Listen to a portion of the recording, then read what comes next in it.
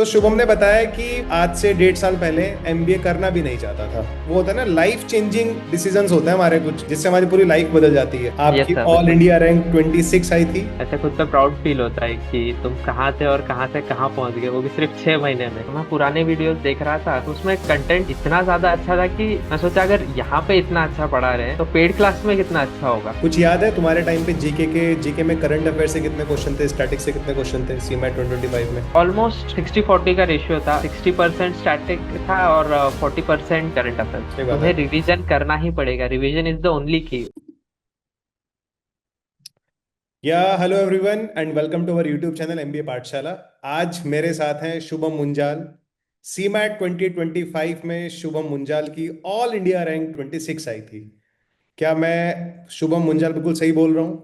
Yes आपकी sir, all बिल्कुल। India rank 26 आई थी इन यस सर। 2025। Yes sir.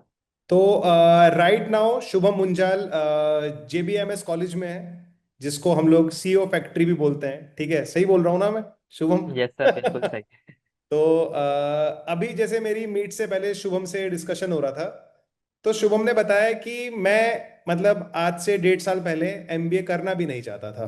ठीक है, 1 साल मतलब 1.5 साल पहले, वो आज से अगर आप खुद देख लो, यानी कि ये बातें हमारी होंगी जून 2024 के अराउंड की। तो फिर कैट का एग्जाम का इनको पता लगता है, नोटिफिकेशन उन्होंने कैट दिया। And at that moment of time ये बच्चा अपनी गवर्नमेंट जॉब की प्रिपरेशन कर रहा था। तो मैं अभी शुभम को भी ये बोल रहा था, मैंने कहा शुभम यार, ये ना मतलब ये वो होता है ना, लाइफ चेंजिंग डिसीजंस होते हैं हमारे कुछ, जिससे हमारी पूरी लाइफ बदल जाती है। तो ऐसा शुभम के साथ हुआ है। तो आज के सेशन में हम लोग शुभम मुंजाल से उनकी ऑल इंडिया रैंक 26 की क्या स्ट्रैटेजी थी, क्या उनको जब उन्होंने एग्जाम अपना सबमिट किया था एग्जाम डे वाले दिन, क्या उनको तब आइडिया लग गया था कि उनकी इतनी ऑल इंडिया रैंक आने वाली है, क्या वो टॉप 100 में आने वाले हैं?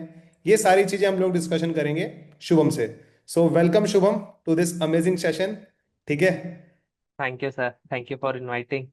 और मेरा भी मन बहुत था ये सेशन करने का, तो फाइनली आज ऐसे सामने बैठ के बहुत अच्छा लग रहा है आपके साथ। तो तो फिर शुभम पहले बताओ, लाइफ पिछले 6 महीने में कितनी चेंज हुई है? मेरा फर्स्ट बहुत क्वेश्चन तो यही है। बहुत ज्यादा। एक टॉप 20 स्कूल में आने के बाद जो आपको पता लगता है कि एक अलग ही दुनिया है यहाँ। सब चीजें इतने फास्ट फास्ट होने लगती है। 6 महीने पहले आप खुद को देखते हो और 6 महीने बाद आप खुद को देखते हो, तो ऐसे खुद पे प्राउड फील होता है कि तुम कहाँ थे और कहाँ से कहाँ पहुंच गए, वो भी सिर्फ 6 महीने में। तो शुभम, थोड़ा जर्नी स्टार्ट करते हैं। कुछ बेसिक बातें मैं पूछता हूँ हमेशा हर बच्चों से कि आपके 10th में कितने मार्क्स थे, सर मेरे 10th में अराउंड 82% थे। और कौन से ईयर में आपने 10th की थी? मैंने 2016 में 10th, नहीं सर, 2014 में मैंने 10th क्लियर किया था। ओके। एंड देन आपने 2014 में 10th किया है, यस। उसके बाद 2016 में 12th किया है। Yes sir. ग्रेजुएशन कब हुआ आपका? मैंने 2020 में ग्रेजुएशन किया। ठीक है। और उसके बाद फिर मैंने एक स्टार्टअप किया था। तो वो 2020 में आपने ग्रेजुएशन में क्या किया है? मैंने कंप्यूटर साइंस इंजीनियरिंग की है। कंप्यूटर साइंस इंजीनियरिंग किया है, नाइस। फिर उसके बाद मैंने एक स्टार्टअप करा था जो कोविड के कारण थोड़ा चला नहीं। ओके। फिर मैंने जॉब करना स्टार्ट किया। तो और साइड बाय साइड मैं गवर्नमेंट एग्जाम्स की भी प्रिपरेशन करता ही था। फिर फाइनल कॉल लिया कि अब जॉब भी छोड़ते हैं, गवर्नमेंट एग्जाम की प्रिपरेशन भी छोड़ते हैं, एमबीए करते हैं। और फिर सब चीज़ें इतने जल्दी जल्दी होने लग गई, और उसमें फिर मेरा हाथ पकड़ा एमबीए पाठशाला ने। अच्छा, शुभम, इसमें एक चीज ऐड करो ना यार। Yes sir. कब आपने डिसाइड किया था कि कब अब आपको एमबीए करना है? वो अगर मंथ मंथ याद हो या डेट तो याद नहीं रहती शायद, थोड़ा, क्योंकि थोड़ा चीजें माइंड में रहती हैं कि अच्छा कर लेता हूँ, रहने देता हूँ, ये सब चीजें चलती हैं। कौन से मंथ में और कौन से ईयर में आपने प्लान कर लिया था कि अब आपको अब एमबीए करना है? सर मैंने जून और जुलाई के बीच में 2025 तभी जॉब छोड़ के मैंने सोचा कि एक लास्ट अटेम्प्ट देते हैं। अब सब चीज़ें चेंज करने का टाइम आ गया है। तब मैंने प्लान किया कि एमबीए करना है। और जुलाई फिर उसका 2024 में किया होगा ना आपने? अ, हाँ सर, जुलाई 2024 में, 25 हाँ। सॉरी गलत बोला, 2024 में कर किया था। तब डिसाइड किया कि अब एमबीए जॉब छोड़ करते दी? हैं। हाँ, तब छोड़ दिया था। अब एक ही रास्ता बचा है, एक फुल फ्लेज रिस्क तो बनता है। और फिर एमबीए पाठशाला के बारे में कैसे पता लगा? मैं फिर ऐसे ही, अभी आप सर्च करते हो गूगल पे कि एमबीए करना है, क्या सिलेबस रहता है, कौन कौन से एग्जाम्स रहते हैं, ये तो उसमें फिर एक ऐड पॉपअप हुआ। अभी उसमें हाँ। वही मैंने देखा कि बाकी बच्चों का भी दिखा रहा है। फिर मैंने यूट्यूब पे सर्च किया, और हाँ। सर तो बहुत पहले से यूट्यूब पे वीडियोस डालते हैं, तो मैं पुराने वीडियोस देख रहा था। तो उसमें कंटेंट इतना ज़्यादा अच्छा था कि मैं सोचा अगर यहाँ पे इतना अच्छा पढ़ा रहे हैं तो पेड क्लास में कितना अच्छा होगा, और चीज़ें अच्छे से क्लियर होंगी। और मैंने डिसाइड किया कि एमबीए पाठशाला का कोचिंग लेते हैं। फिर हम्म। मैंने उसमें भी सोचा कि अब मेरा स्ट्रॉन्ग पॉइंट क्या है, कि इतने जल्दी मुझे ऐसे लगा कि मैं इतने जल्दी कैट का सब कवर नहीं कर पाऊंगा, ये वो थोड़ा टाइम ज़्यादा चाहिए। तो फिर इसीलिए मैंने ओमेट्स पे फोकस किया। और आपने आई थिंक ओमेट्स स्पेसिफिक बैच लिया था? हाँ, मैंने ओमेट स्पेसिफिक बैच लिया था। हाँ। फिर वो देखा मैंने कि अभी स्टार्टिंग में तो मैं यूट्यूब लेक्चर्स ही देख रहा था। हम्म। नवंबर के एंड तक या दिसंबर तक मैं यूट्यूब लेक्चर्स देख रहा था। तब फिर मैंने सोचा कि नहीं, अभी पेड क्लास लेते हैं हम्म। और अच्छे से शुरू करते हैं, कि ओमेथ्स भी पास आ गया है। सही बात है। फिर क्लास लिया। फिर क्लास में उदित सर, मोहित सर, ऐसे चीजें ऐसे एकदम बटर के जैसे फ्लो होती है, ऐसे लगेगा ही नहीं कि पढ़ रहे हो। ऐसा हम्म। अटेंशन स्पैन बहुत कम होता है ऑनलाइन क्लासेस में, पर ऐसा एक बार भी नहीं लगा कि हाँ, कि छोड़ के दूसरा कुछ कर लेता हूँ। हाँ। उसमें कॉन्सेप्ट्स और अच्छे से क्लियर होते गए एकदम। ऐसे कोई नया बच्चा भी लाके बिठा दोगे जिससे कुछ भी नहीं पता, तो हम्म। वहां से शुरू करते हैं। एमबीए पाठशाला में तो मेरा ये एक्सपीरियंस रहा है। फिर इसके बाद टेस्ट सीरीज ये सब, हाँ। ऐसा होता है बहुत बार कि हम टेस्ट सीरीज कुछ देते हैं, एग्जाम में कुछ और आता है जो बिल्कुल मैच ही नहीं करता है। तो मेरे को वो ऐसे एमबीए पाठशाला के टेस्ट सीरीज में लगा नहीं। जो टेस्ट सीरीज में था, जो लेवल एग्जाम में होता है, जो टेस्ट सीरीज में होता है, वो ऑलमोस्ट सेम था। तो ये चीज तो मेरे को बहुत बेनिफिशियल हुई एग्जाम के टाइम पे। नहीं, हमारा कोशिश भी ये रहता है, मतलब हम हर साल उसको बेटर करने की कोशिश करते हैं।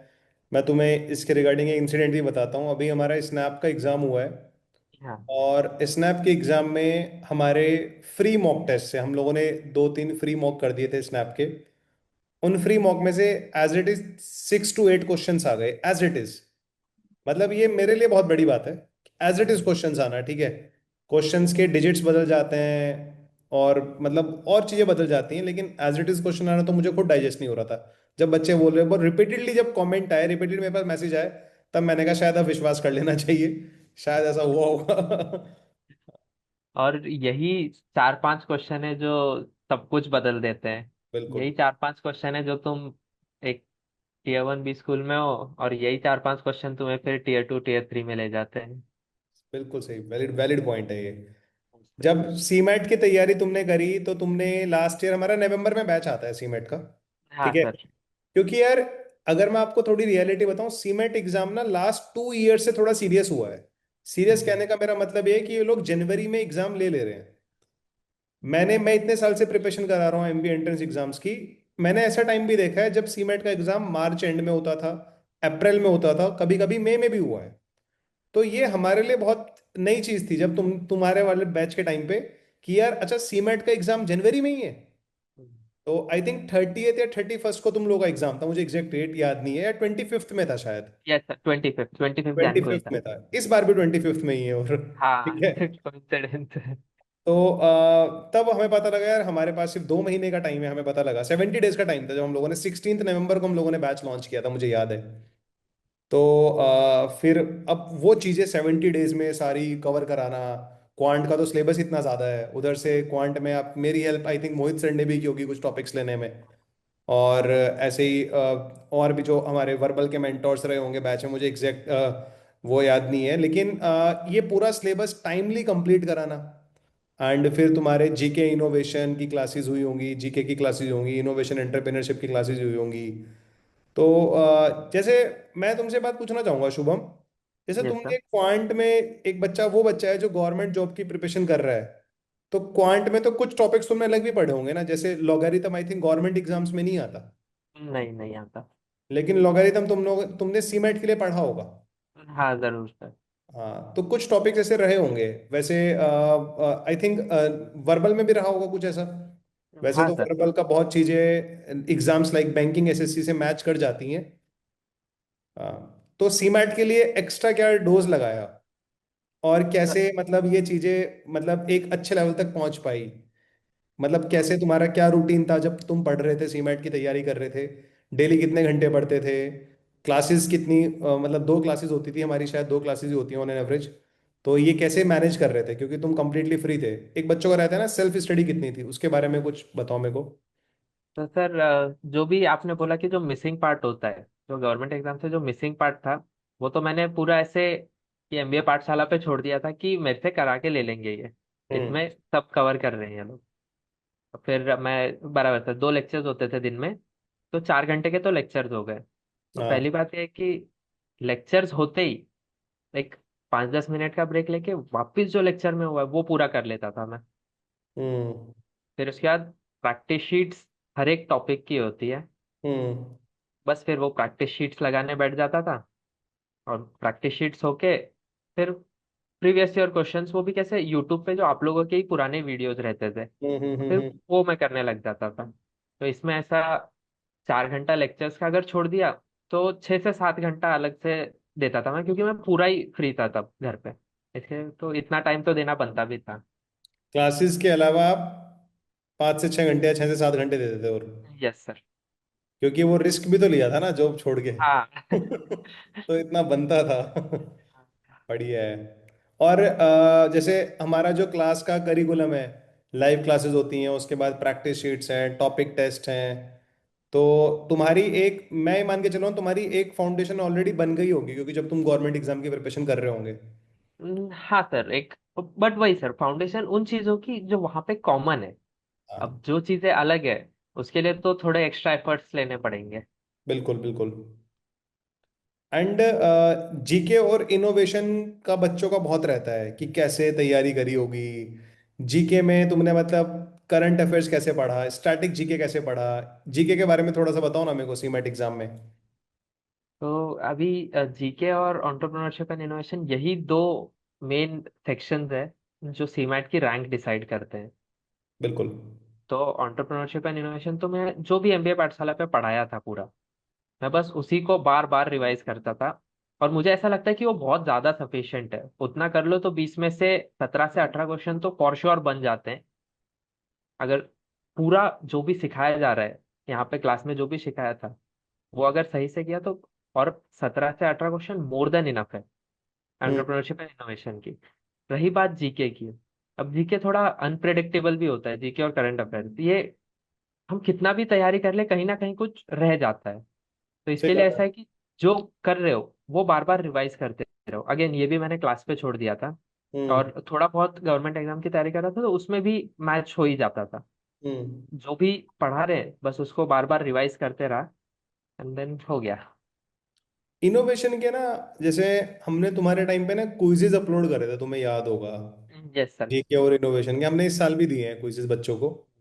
तो मतलब एज अ स्टूडेंट ना, बच्चा पता क्या सोचता है? हम लोग क्विज़, क्योंकि मतलब अगर आप मेरा पीओवी देखेंगे, अगर मैं सीमेट एस्पिरेंट की तरह बात करूं, तो मुझे लगता है कि जीके, स्पेशली वो स्टैटिक जीके वाला part, first women prime minister, first, ये मुझे लगता है इट्स अ प्योरली रटने वाला काम है ये। Yes sir. और शुभम, मतलब मैं इसमें ये नहीं बोलूंगा कि हमारा वो है कि, लेकिन ये तो तुम्हें भी आता होगा पहले से, मैं ये नहीं बोलूंगा कि सब कुछ हमने पढ़ाया होगा।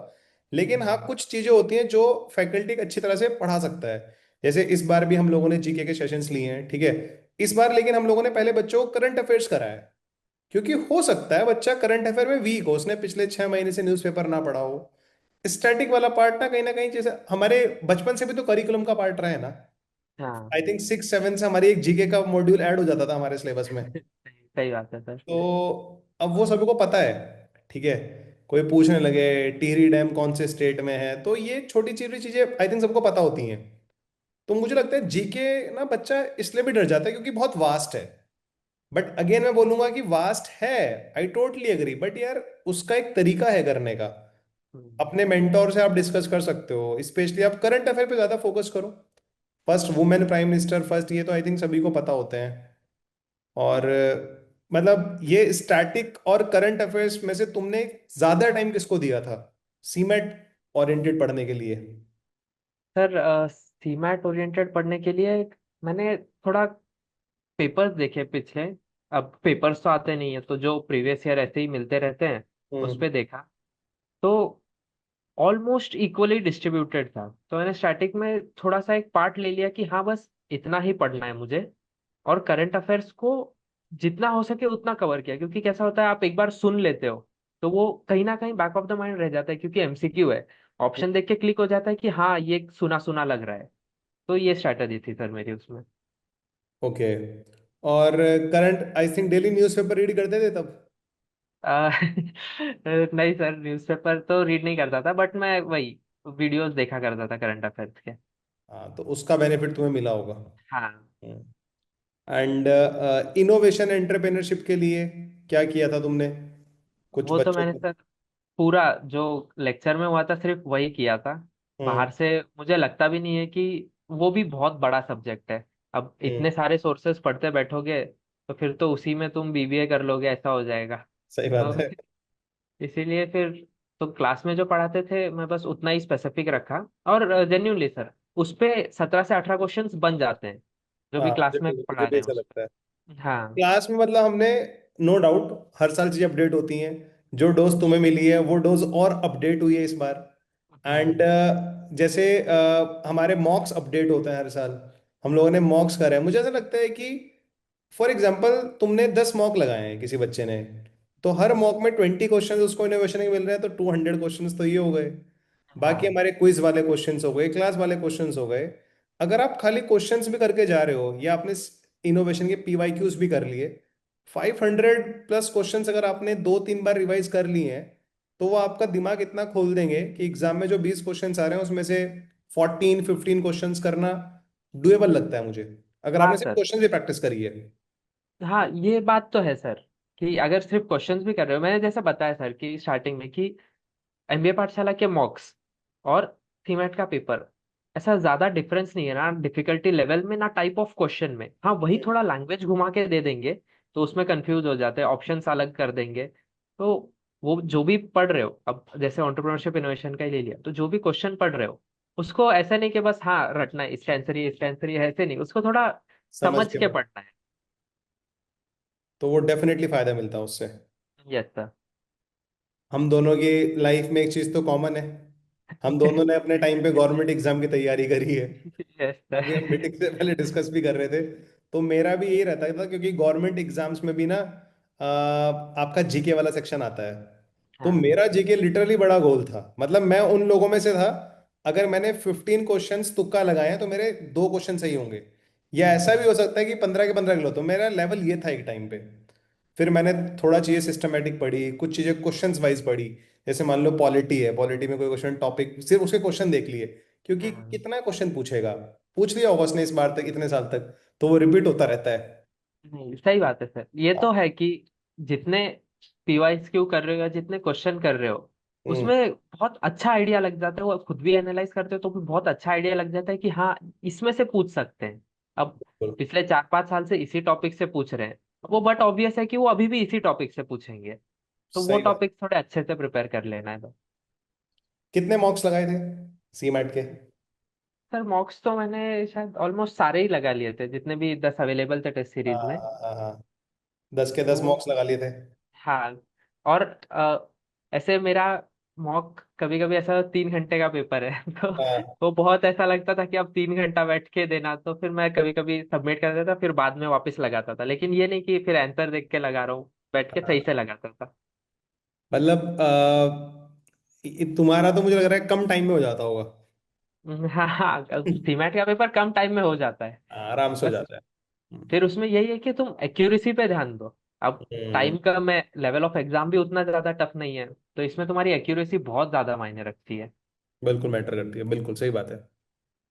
और जैसे 10 के 10 मॉक तुमने लगाए, भले ही तुमने कई बार उसको ऑलरेडी सबमिट करके बाद में ट्राई करा, एग्जाम वाले दिन जब सुबह घर से निकल रहे थे या जब मॉक्स देते थे, ऐसा रहता था कि हाँ यार इस बार अंडर 100 रैंक आ जाएगी, ऐसा लगा था कभी? सर ये सब तो मतलब मैंने ऐसे सोचा नहीं था टू बी ऑनेस्ट। बट हाँ। मेरे को ये पता था कि हाँ सी मैथ से बेस्ट कॉलेज जे भी मिलता है, मुझे वहां हाँ। जाना है। तो बस मैं वही माइंडसेट से गया, वही माइंडसेट से बैठा, सॉल्व करना शुरू किया। और एक के बाद एक क्वेश्चन बनता गया, जिसमें अटका वो छोड़ दिया। हम्म। करते करते फिर पेपर देने के बाद लग रहा था मेरे को कि हाँ अच्छा गया है। बट हम्म। वो इंसान लालची है, थोड़ा और अच्छा जाना चाहिए था। सही है, सही है। इंसान को इन चीजों में भी लालची होना चाहिए। हाँ, सही बात है सर। सही बात है। मतलब इसमें जब पेपर दे के आए, मतलब कभी यस। लगा था रिजल्ट से पहले कि यार आ जाएगा, मतलब इस लेवल का पेपर गया है? सर मतलब पेपर देने के बाद सच एक सच फील सच तो आ बताना मेरे जाता को। है। है। हाँ हाँ सर, एक फील तो आ जाता है कि हाँ पेपर अच्छा गया है। टॉप हाँ। रैंक एक्सपेक्ट तो कर रहा हूँ मैं। ओके, वो टॉप रैंक में क्या नंबर एक्सपेक्ट कर रहे थे और आप? अंडर 50 या? अन- मैं वैसे तो अंडर 50 ही लेके चल रहा था। बट फिर वही है कि जैसे जैसे रिजल्ट पास आ रहा था, थोड़ा सा और अंडर 30 हो जाए और अच्छा लग जाएगा।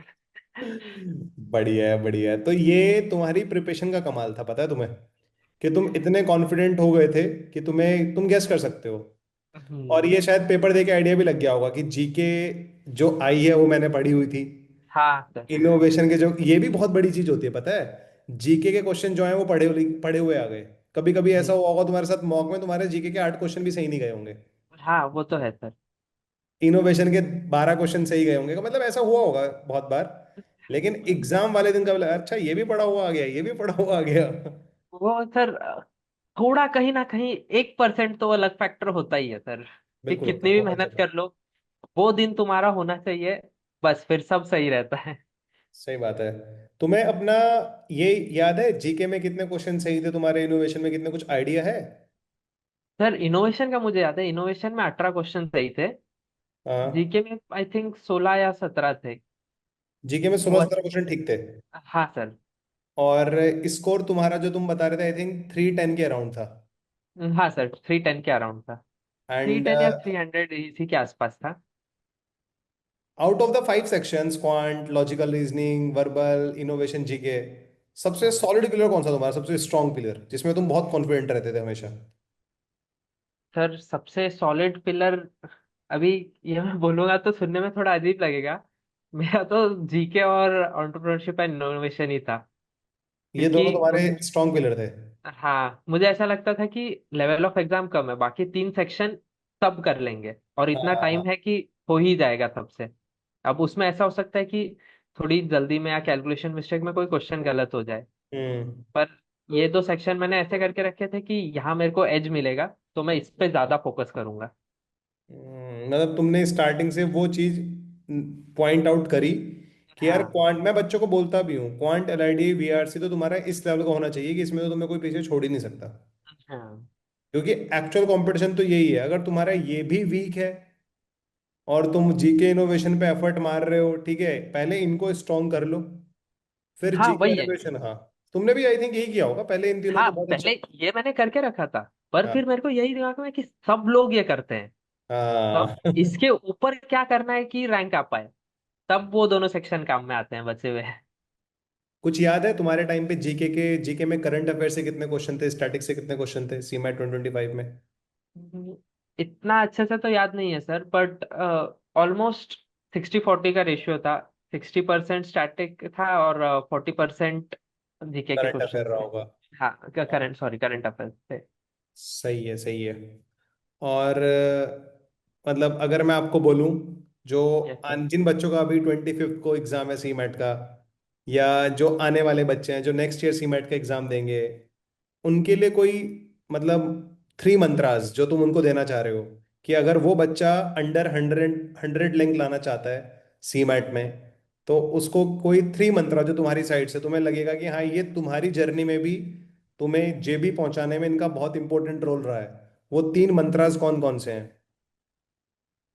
तो सर फर्स्ट तो मैं ये कहूंगा कि जो भी तुम कोचिंग दे रहे हो, जो भी दे रहे हो, उन पे ट्रस्ट होना चाहिए कि हाँ मैंने ये लिया है, ये जो पढ़ा रहे हैं इनको पता है कि ये चीजें जरूरी है और ये आ सकती है।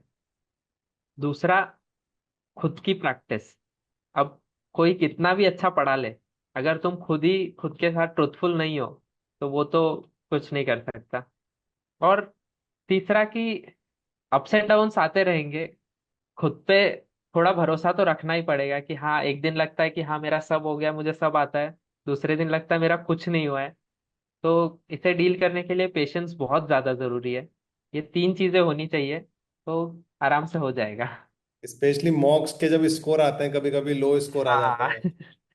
भाई, मॉक्स तो बहुत ही ज्यादा अलग होता है। तुम्हें एक मॉक्स में आएगा कि हाँ तुम टॉप कर रहे हो, दूसरे में आएगा ये क्या कर दिया मैंने, इतना सिली क्वेश्चन कैसे मिस कर दिया।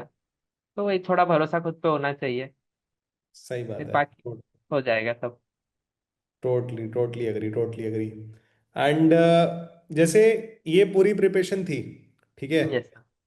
इस पूरी प्रिपरेशन में सबसे तुम्हारा मतलब जो डाउन फेज रहा होगा, अगर तुम्हें याद है तो, कि कभी तुम टेस्ट के स्कोर को देख के बड़ा परेशान हुए होंगे, मॉक के स्कोर देख के बड़ा परेशान, ऐसा कुछ फेज आया था तुम्हारी प्रिपरेशन में? हाँ सर, जब मैं शीट्स सॉल्व कर, ये टेस्ट के स्कोर से पहले की बात है। टेस्ट प्रैक्टिस के स्कोर शीट्स। तक, हाँ टेस्ट के स्कोर तक पहुंचने तक ठीक है, मैंने खुद को अडाप्ट कर लिया था कि हाँ ठीक है, ये बस इसमें टेस्ट में है, हो हम्म। जाता है कभी कभी। पर जब मैं प्रैक्टिस शीट सॉल्व करता था, मैं देखता था ये क्वेश्चन मैंने क्लास में किया है, इस टाइप का क्वेश्चन मैंने वापस प्रैक्टिस किया है, बट ये अब बन क्यों नहीं रहा है मुझसे। तो हम्म। तब ऐसा लगता था कि इतना करने के बाद भी सेम चीज, बस नंबर्स बदल दिया और बन नहीं रहा है। बट फिर वही है, उस टाइम के लिए थोड़ा सा माइंड डाइवर्ट कर लेना, थोड़ा इधर उधर घूम लेना, फिर हाँ, वापस बैठना शांत मन से, बन जाता है। बिल्कुल बनता है, बिल्कुल। बिल्कुल सही बात है। एंड जैसे बहुत सारे बच्चे ना, मतलब सीमैट एस्पिरेंट्स में जो मैंने चीज कॉमन देखी है जब से हमारा इनोवेशन वाला सब्जेक्ट ऐड हुआ है, मतलब बच्चा बहुत परेशान है इससे। तुम देख भी रहोगे मेरा डिस्कशन ना थोड़ा इनोवेशन को लेके और जीके को लेके ज्यादा है। Yes sir. तो अब यार, आपने हमसे प्रिपरेशन करी, ठीक है, वो मुझे पता है, आपको पता है, बच्चा इतना डाउटफुल रहता है। मतलब कई बार जैसे मैं मैथ्स पढ़ा रहा होता हूँ, तुम्हारे साथ भी, तुम्हारे वाले बैच में शायद हुआ होगा, जीके में क्या पढ़े हैं, जीके हाँ। बच्चे में। चैट कर देते हैं। तो मैं उनको बोलता हूँ तुम्हें हम जितना करा रहे हैं पहले उतना करो, हम्म। और इसको रिपीट मोड पे करो। मैं क्वांट में ही बोलता हूँ ये बात। इनोवेशन में फॉर एग्जांपल, टीम एमबीए पाठशाला ने आपको 500 क्वेश्चंस प्रोवाइड कराए, 400 क्वेश्चन प्रोवाइड करे, क्या वो 400 हमसे आते हैं? ये जो एस्पिरेंट की वो है ना कि यार ये भी कर लेता हूँ वो भी कर लेता हूँ, तो तुम्हें क्या लगता है कि हम एक एक जगह से कंटेंट देखें उसको मल्टीपल टाइम रिपीट करें, या मल्टीपल जगह से कंटेंट देख के एक ही सिर्फ एक एक बार, कौन सी चीज ज्यादा इफेक्टिव रहती है? सर एनी डे कोई भी एक जगह से कंटेंट लो और उसे ही रिवाइज करो, क्योंकि माइंड इतना स्ट्रांग नहीं है कि वो सब चीजें तुमने एक बार पढ़ी और फोटोग्राफिक मेमोरी है तुम्हें याद हो गया। सही बात है। तुम्हें रिवीजन करना ही पड़ेगा, रिवीजन इज द ओनली की, एटलीस्ट फॉर ये दो सब्जेक्ट, कि जितना है तुम्हारे पास वो ऐसा हो जाना है कि उसमें से कुछ भी आए तो तुम मिस नहीं करोगे। सही फिर बात। वो तुम्हारे डी डे पे है कि तुम्हारा दिन कैसा है। हम्म।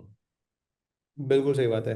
एंड एमबीए पाठशाला का आपकी प्रिपरेशन में आपको क्या लगता है कितने परसेंट रोल रहा होगा? ठीक है, मतलब आई नो, देखो, मुझे जो मेरा मानना है, ठीक है, पहले तुम बताओ फिर मैं बताऊंगा, शायद क्या पता वो चीजें बदल जाएं। पहले परसेंटेज में बताना कितना परसेंटेज रोल रहा होगा एमबीए पाठशाला का, हमारे पेड क्लासेस का, हमारी प्रैक्टिस शीट का, टेस्ट का, टॉपिक टेस्ट का, ये सब चीजें। अगर ऐसे कंटेंट वाइज देखूं मैं, तो कंटेंट वाइज ऑलमोस्ट 50-50 रोल है। कि हाँ, 50% चीजें मुझे पहले से पता थी, 50% चीजें एमबीए पाठशाला ने बताई। अगर मुझे करवाने के लिए बताऊं कि व्हाट डिड एमबीए पाठशाला मेक मी डू, वैसे तो फिर मैं बोलूंगा कि अराउंड 60% चीजें हैं जो एमबीए पाठशाला ने मेरे से करवा के लिए। अब ऐसा नहीं कि हाथ पकड़ के कोई करवा रहा है, हाँ मटेरियल प्रोवाइड किया है, अब तुम इससे करो। 40% मैंने कहीं और से भी क्या, यूट्यूब के पुराने सेशन से या फिर प्रीवियस ईयर क्वेश्चन जो कहीं थे वहां से लेके किया है। Okay, okay. और मतलब ये नंबर्स जो मेरी एक वो रहता है उससे बहुत ज़्यादा है, ठीक है। मतलब मुझे लगता है कि कोई भी कोचिंग हो चाहे, ठीक है, देखो आजकल यार बहुत सारी चीज़ें चलती हैं, बच्चा कहता है नहीं 100% रोल इनका है। ऐसा नहीं है, मुझे लगता है किसी coaching is just for guidance. तुमने जब बैच ज्वाइन करा होगा तुम्हें बहुत कुछ आता होगा उससे पहले, लेकिन तुम्हें ना फिर वो तुम कह रहे हो ना एमबीए पार्ट से वो चीज़ कराई है। हम ऑफलाइन तो पढ़ नहीं रहे कि मैंने तुम्हें स्टडी रूम में बिठा दिया शुभम जब ये करोगे तभी घर जाने दूंगा, लेकिन तुम जब मुझसे डेली मिल रहे हो लाइव क्लासेस में आके, या किसी भी फैकल्टी से मिल रहे हो, वो तुम्हें बोल रहा है अब ये करना है तुम्हें, तो वहां से ना गाइडेंस मिल जाता है। ये फायदा होता है सबसे बड़ा कोचिंग का। वरना आज की डेट में यूट्यूब पे इतना कंटेंट अवेलेबल है शुभम, तुम खुद पहले यूट्यूब देख के आए थे कि यार ये यूट्यूब पे सर ने पढ़ाया है, लेकिन बच्चों को ना ये गलत क्या यूट्यूब पे हमारे टॉपिक टेस्ट नहीं मिलते हैं, हमारे मॉक टेस्ट नहीं मिलते हैं, और एक वो जो गाइडेंस है डेली का डेली, कि अब मैं डेली इस फैकल्टी से लाइव मिलने वाला हूँ, वो लाइव क्लासेस का जो मजा है, आई थिंक वो तो यार बड़ी मोटिवेशन चीज रहती है through out year preparation journey. तो तुम्हारा हाँ नंबर सर। बहुत ज्यादा है। मुझे लगता है कि कोचिंग का जो रोल रहता है किसी भी बच्चे में, चाहे वो तुम हो या वो, मुझे लगता है मैक्सिमम 30% मुझे लगता है। बाकी तो बच्चे का सेल्फ डिसिप्लिन है यार। मैं और शुभम मुंजाल दिन में 3 घंटे पढ़ते होंगे साथ में लाइव क्लासेस में। बाकी के 21 आवर्स शुभम ने जो किया है, आई थिंक वो तो मुझे भी नहीं पता। हमारा डिस्कशन तब हुआ, अच्छा शुभम की ऑल इंडिया रैंक 26 आ गई, चलो कांग्रेचुलेशन बोलते हैं। एंड शुभम फिर अचीवर्स मीट में आया था। मेरा नेक्स्ट क्वेश्चन भी अचीवर्स मीट को लेके है। क्या एक्सपीरियंस था आपका अचीवर्स मीट का, जो हम लोगों ने मई 2025 में रखा था दिल्ली में? मतलब क्या एक्सपीरियंस था, बाकी लोगों से मिलके कैसे लगा था तब वहाँ पे, जो आपके साथ के अचीवर्स थे? पहली चीज तो ये खुशी थी कि सारे फैकल्टीज को पर्सनली जाके थैंक यू बोलूं कि हाँ कहीं ना कहीं फाइनली हो इन गया लोगों का बहुत है। बड़ा हाथ है। अब जो जिन्हें डेली स्क्रीन पे देख रहा था, आज वो सामने से मिल रहे हैं। पहली बात तो वो थी। फिर दूसरा, अब मैं वहां गया हूँ, मेरे साथ बाकी बच्चे भी हैं, हम्म। और सब टॉपर्स, सब अलग लेवल के बच्चे, हम्म। सबने टॉप कॉलेज कन्वर्ट कर रखा है। तो वो जो इंटरेक्शन और वो जो कनेक्शन बनता है, वो एक अलग लेवल का बन जाता है। वो एक दिन का भी फिर तुम्हें याद आता है कि हाँ 3-4 महीने बाद, हाँ इससे मिला था ये इस कॉलेज में, इससे भी एक बार पूछ लेता हूँ क्या चीज़ चल रही है, कैसा है। तो ये हम्म। बहुत ज़्यादा ज़रूरी हो जाता है। और ओवरऑल एक्सपीरियंस तो बताऊँ, सर ने बहुत अच्छे से होस्ट किया था। मज़ा आ गया था वो। ऐसे एक दिन याद रखने जैसा दिन है वो। हाँ। नहीं वो यार हम लोगों ने हर साल रखना है अपने को। इस साल भी हमारे बहुत सारे अचीवर्स हैं जिन्होंने स्नैप एग्जाम फोड़ा है, कैट फोड़ा है। इस बार हमारे रिजल्ट्स लास्ट ईयर से दुगने हैं, दुगने से भी ज़्यादा ही होंगे मैं जब नंबर्स देख रहा था। लेकिन हाँ मतलब मज़ा आ गया इस बार के रिजल्ट देख के। क्योंकि यार हम लोग भी ना अभी मतलब हर साल अपडेट करते हैं अपने आप को। क्योंकि कोई ऐसा तो है नहीं, अब तुम्हें लग रहा होगा यार उदित सर बहुत यंग है, और रियलिटी भी है। मुझे आई थिंक बाकी लोगों से सबसे कम एक्सपीरियंस होगा, लेकिन हाँ मैं इवोल्यूशन में कांस्टेंट एफर्ट मारता हूँ। जस्ट हमारी मीट से पहले हम अपना प्रोडक्ट पे काम कर रहे थे कि हमें प्रोडक्ट में कहाँ पे क्या चीज़ दिखानी है बच्चे को, मतलब ये रहता है। लेकिन हाँ मज़ा आ रहा है, ठीक है, बढ़िया रहता है कि जब आप बच्चों के लिए कुछ कर रहे होते हो ना, तुम जैसे बच्चे फिर ऑल इंडिया रैंक जाके फोड़ते हैं, तो वो हमें भी मोटिवेट करता है फिर। मतलब हमारा मोटिवेशन भी तुम लोग रहते हो, ये रियलिटी है, ठीक है। अगर हम पढ़ा रहे हैं और हमारे रिजल्ट्स नहीं आ रहे तो शायद हम भी डिमोटिवेट हो जाएंगे यार, कुछ तो दिक्कत है फिर। बाकी सही बात। कैसा कैसा लग रहा है, मतलब अब जेबी में जो लास्ट 6 महीने तुमने बिताए हैं, तो कैसा चल रहा है सब वहाँ पे? सबसे तो अच्छी चीज़ क्या लगती है जेबी की? वो कुछ भी हो सकती है, नॉन एकेडमिक भी हो सकती है वो। सबसे अच्छी चीज तो वही है कि तुम आते हो किसी नई जगह पे, नए लोगों से मिलते हो, नए कनेक्शंस बनाते हो। तो सबसे बेस्ट चीज वही है। बाकी इन द एंड सब लोग अच्छे कॉलेज में क्यों जाते हैं सबको पता है। तो लेट्स नॉट डिस्कस दैट। बाकी सब एक अलग लाइफ आगे पता चलती है तुम्हें। कोई भी तुम टॉप स्कूल में जाओ, तुम्हें हाँ। आगे पता चलेगा कि तुम अभी तक जो लाइफ जीते आ रहे हो, वो कितनी ज्यादा अलग है हम्म। बाकी चीजों से। तो वहां के पूरे ट्रांसफॉर्म हो जाओगे 4-5 महीनों में ही। तो वो अच्छी चीज है कि हाँ, कि तुम इतने ज्यादा एडेप्टेबल भी हो। ये सब चीजें तुम वहां जाओगे तब तुम्हें पता चलती है कि पता ऐसा लगे। भी होता है। सही है। एंड जेबी में जाके कौन सी चीज सबसे ज्यादा मतलब और पसंद आई है? ये तो चलो नए लोगों से मिलना हो गया है, वो भले ही तुम्हारी कैफेटेरिया की चाय हो सकती है, कुछ भी हो सकता है। खाने में सबसे ज्यादा पसंद क्या है वहां पे जाके? यार खाने में तो कैंटीन का खाना। अब उसमें भी मुझे तो बहुत ज्यादा पसंद आने वाली चीजें फ्राइड राइस है। चिकन फ्राइड राइस, वो एक बात हो गई। और भाई दूसरी क्या ऐसा है कि क्या पता किसी को खाने से मोटिवेशन मिल जाए जेबी जाने का, मैं तो इसलिए पूछ रहा हूँ। जेबी का एक ही बिल्डिंग है, पर वो एक बिल्डिंग तुम्हें इतना कुछ सिखा देगी, तुम्हें पूरा कैंपस कभी कभी नहीं बता पाएगा, ऐसी बिल्डिंग है वो। Nice nice. और तो सब, और एक बड़ी चीज ये है कि तुम यहाँ पे आके फैकल्टी से मिलोगे, तुम्हें हाँ। पता चलेगा ऐसे ऐसे लेवल पे फैकल्टीज है जो तुम बोलोगे कि हम तो कुछ भी नहीं है इनके सामने, ये लोग आके हमें पढ़ा रहे हैं। हम्म। वो वो तो जब आओ तभी एक्सपीरियंस करो, वो एक्सपीरियंस मैं तुम पे छोड़ देता हूँ बाकियों पे। अच्छा, एक चीज मैं पूछनी भूल गया शुभम। Yes sir. मतलब तुम्हारी 3 गलतियां क्या रही होंगी प्रिपरेशन में? अगर वो कम होंगी 3 से तो वो भी बता देना, चलेगा।